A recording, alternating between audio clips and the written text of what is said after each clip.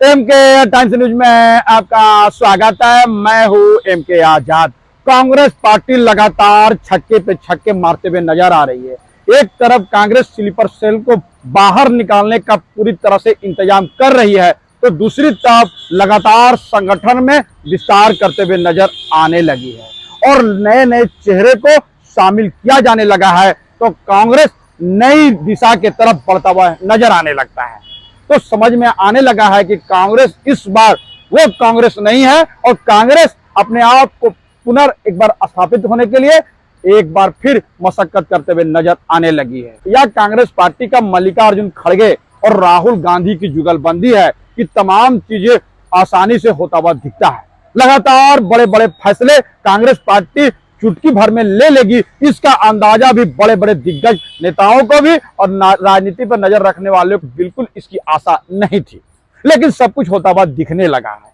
लगातार जो कुछ फैसले होते हुए नजर आता है तो सबको टटोलते चले जाइए। उत्तर प्रदेश से बड़ी खबर आ रही है और कहा जाता है कि हिंदी पट्टियों में कांग्रेस पार्टी कमजोर है और कांग्रेस पार्टी हिंदी पट्टियों में भी अपनी उपस्थिति दर्ज कराने के लिए अपने पार्टी को पुनर्जीवित करने के लिए तमाम तरह की मशक्कत करते हुए नजर आने लगे हैं, तमाम तरह की वर्जिशें कायम करते हुए नजर आने लगी है। तो समझते चले जाइए उत्तर प्रदेश में किस तरह 133 जिला अध्यक्षों महानगरों की नियुक्ति कर दी गई है। यानी उत्तर प्रदेश से 133 जिला अध्यक्ष और महानगर के जिला अध्यक्ष चुटकी भर में बदल दिए जाए तो कहा क्या जाएगा।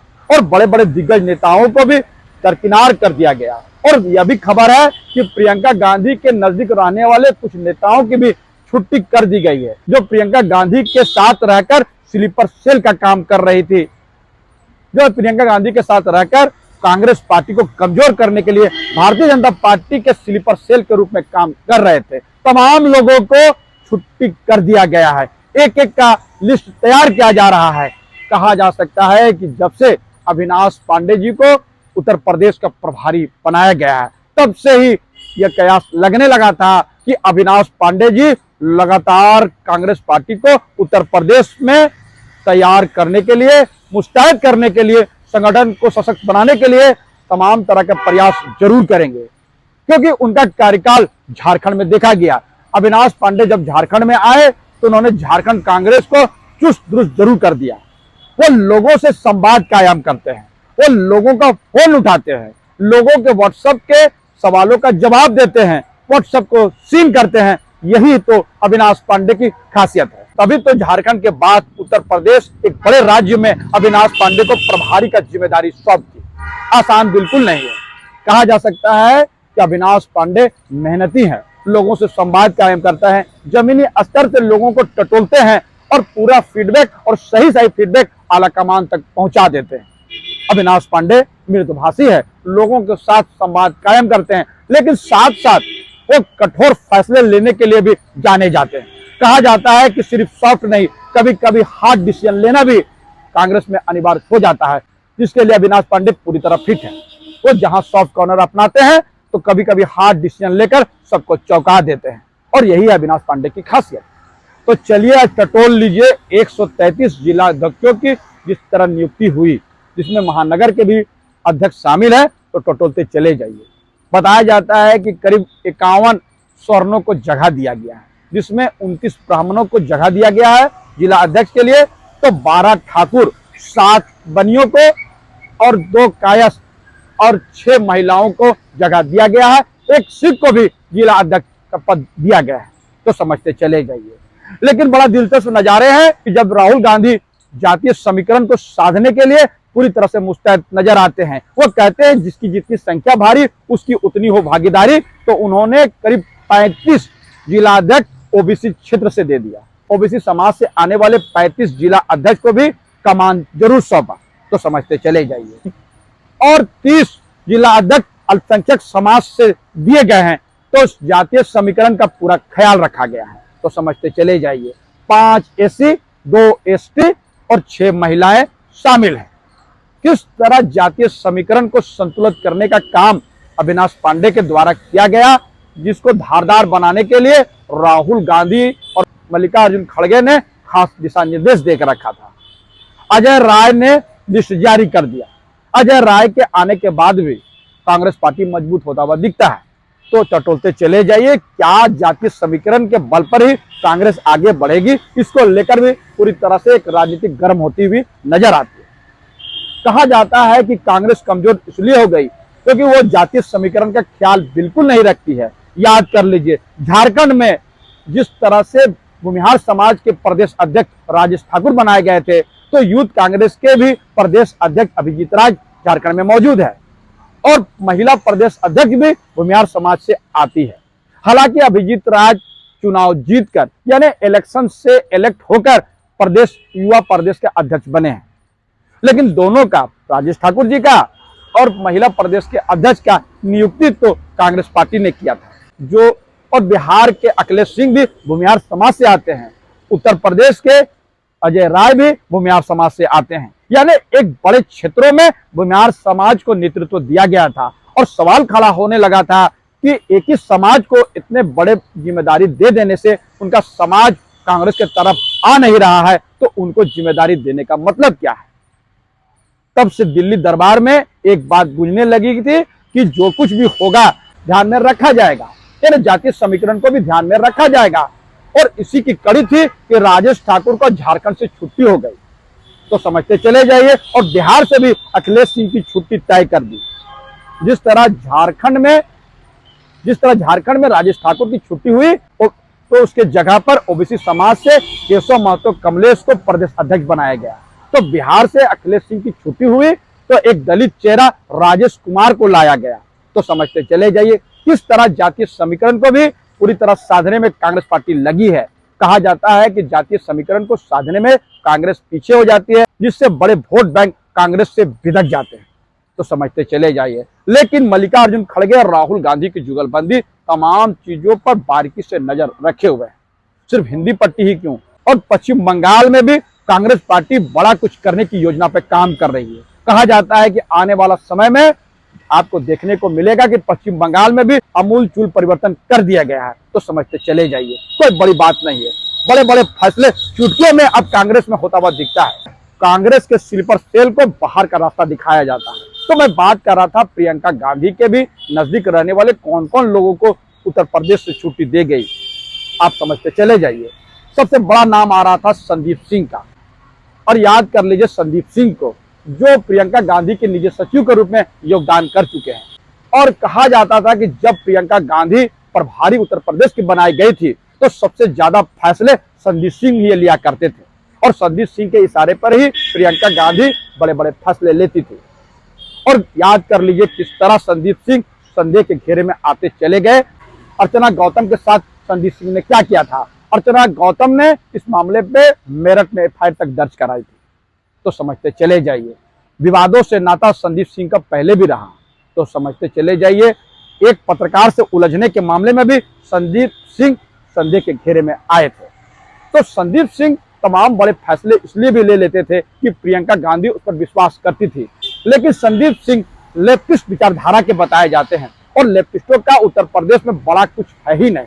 तो समझते चले जाइए, संदीप सिंह को भी छुट्टी कर दी गई है। वो कहाँ है, क्या कर रहे हैं, अभी किसी को पता नहीं।